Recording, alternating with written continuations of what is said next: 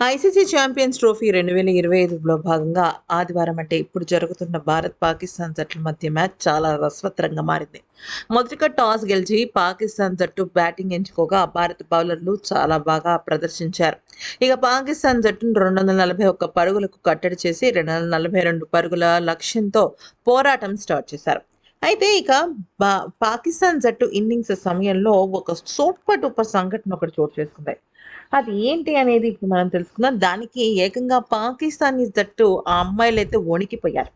కుల్దీప్ యాదవ్ వేసిన ఓవర్‌లో గనక మనం చూసుకున్నట్టయితే అక్షర్ పటేల్ ఒక అద్భుతాన్ని సృష్టించాడు.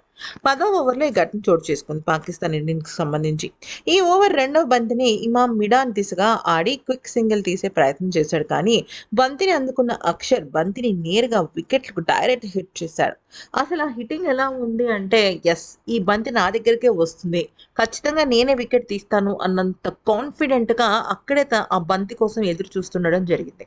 చూస్తున్నంతసేపు అసలు అబ్బా! ఎంత అద్భుతంగా ఆ బంతిని హిట్ చేశాడు అన్నంత మాదిరిగా అందరూ కూడా నోరెళ్ళబెట్టాడనమాట.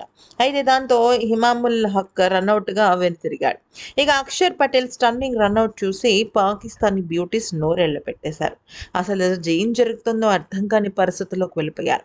అయితే అక్షర్ కూడా వాళ్ళ కేసి చూసి కామెడీగానే రియాక్షన్ ఇచ్చి ఆ తర్వాత మళ్ళీ తిరిగి తన ఆటలోకి వెళ్ళిపోయాడు.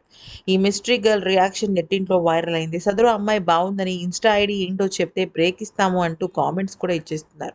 స్టన్నింగ్ రనౌట్ చేసిన అక్షర్ పటేల్‌పై కూడా నెటిజన్స్ ప్రశంసల వర్షం కురిపిస్తున్నారు. వాట్ ఏ ఫీల్డింగ్ అంటూ కొనియాడుతున్నారు. అక్షర్ పటేల్ చేతిలోకి బంతి వెళ్ళిన తర్వాత సింగిల్ తీయడమా? ఇంపాసిబుల్ అంటూ ఊహించని విధంగా స్పందిస్తున్నారు. ఈ వీడియో నచ్చితే లైక్ చేసి సబ్స్క్రైబ్ చేసుకోండి.